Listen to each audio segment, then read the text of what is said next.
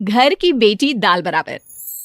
Anya dance करने में उस्ताद। एक स्टेप जो वो देख लेती तो हूबहू उसे उतार देती।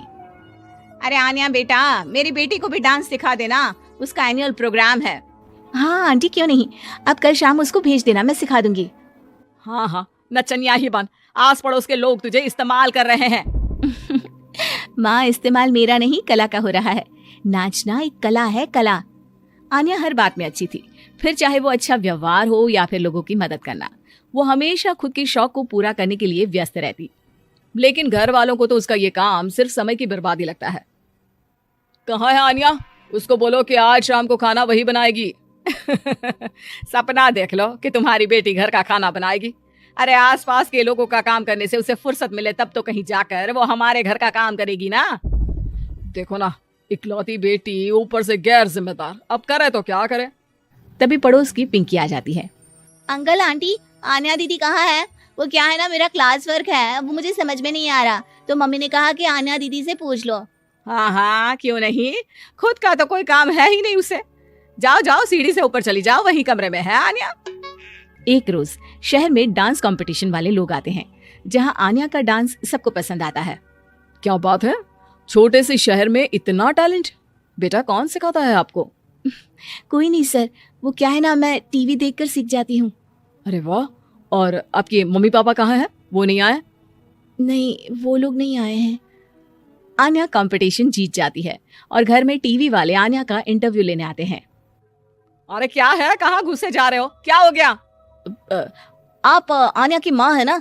वो क्या है ना, आपकी बेटी ने डांस का कंपटीशन जीता है, हमारे शहर के लिए ये गर्व की बात है, तो हम लोग उनका इंटरव्यू लेने आए हैं। ओहो, बड़ा तीर मारा हो जैसे। अरे उसे आता ही क्या है डांस के सिवा, कुछ और करती तो शायद गर्व होता। तभी वहां आन्या आ जाती है और पत्रकारों को इंटरव्यू देती है। उसी रोज पिता के ऑफिस में। देखो तो आजकल के बच्चे कितने स्मार्ट हैं, धन्य है ऐसे बच्चों के माता पिता को। और किस्मत वाले होते हैं ऐसे माता पिता, वरना मेरी बेटी तो किसी काम की नहीं, सारा दिन बस नाच गाने में ही दिमाग लगाती रहती है। अरे वो बच्ची हमारे शहर की ही है, कितना नाम कमा रही है डांस में, हम तो उसकी बात कर रहे हैं। अच्छा, कोई डांस में भी नाम कमा सकता है?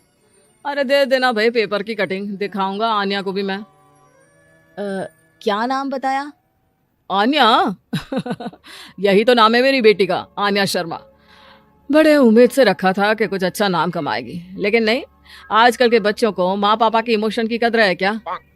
अरे ये देखिए, इस बच्ची का नाम भी आन्या शर्मा ही है, जो पूरे शहर का नाम रोशन कर रही है। पिता अखबार देखते हैं तो सामने बेटी की ही फोटो रहती है, लेकिन ये क्या, जिस फोटो को देखकर हर कोई गर्व कर रहा था, पिता को उस पे कुछ भी खास दिखाई नहीं देता। हमारी ही औलाद है ये, पता नहीं कब कहाँ जाकर नाम लिखवाती है, मुझे तो पता भी नहीं है। अरे शर्मा जी, जरा मिलवा दीजिए ना अपनी बच्ची से, मैं अपनी बेटी को भी ऐसा ही बनाना चाहती हूँ, मेरी बेटी को कुछ टिप्स दे देगी करियर को लेकर। अच्छा, ये दिन आ गया आपकी बेटी के, ले आइए कभी भी, लेकिन बाद में अफसोस ना करिएगा। सभी को आन्या के पिता की बात पर हैरानी होती है कि इतनी टैलेंटेड लड़की के माता पिता आखिर उससे चाहते क्या है।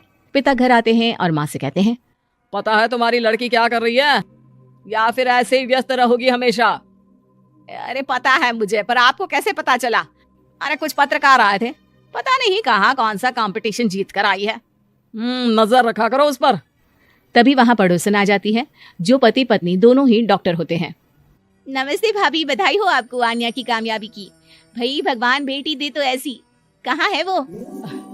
सच में आपको ऐसा लगता है कि भगवान ऐसी बेटी दे? तो ले जाइए ना अपने साथ, रखिए 2-4 दिन, खुद ही पता चल जाएगा।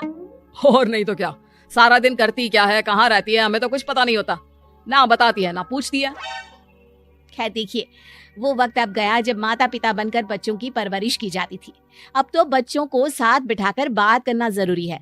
वो क्या कहते हैं, बच्चे के दोस्त बने। तो क्या आप दोनों अपनी बेटी के दोस्त हैं? हाँ, बस अब यही बाकी रह गया था। खैर बताइए, क्या काम है आपको? वो क्या है ना, मैं और मेरे पति दोनों को ही इमरजेंसी कॉल आ गई है अस्पताल से। मेरी बेटी आन्या की अच्छी दोस्त है, तो मैं क्या उसे आन्या के पास छोड़ दूं अगर वो फ्री है तो? माँ कुछ बोलती उतने में ही आन्या आ जाती है। वाह आंटी, क्यों नहीं, मैं फ्री ही हूँ, आप निश्चिंत रहिए, मैं उसका पूरा ख्याल रखूंगी। थैंक्स बेटा। वो अपनी बेटी उनके घर छोड़ जाती है, जो आन्या की उम्र की ही होती है।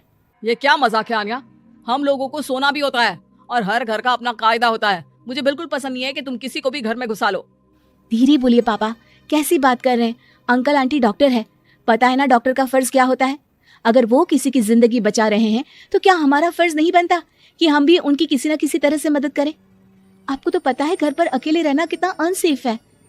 हाँ, तो दुनिया को सेफ करने का जिम्मा तू नहीं ले रखा है? अरे बहुत महंगे अस्पताल के डॉक्टर हैं वो लोग, खूब पैसा मिलता होगा, लेकिन ये नहीं कि मेड रख ले। क्या कहती आन्या, कैसे माँ पिता को समझाती कि किसी की मदद करना कोई बुरी बात नहीं है। खैर, कुछ महीनों बाद आधी रात को माँ जोर जोर से चिल्लाकर आन्या के कमरे में जाती है।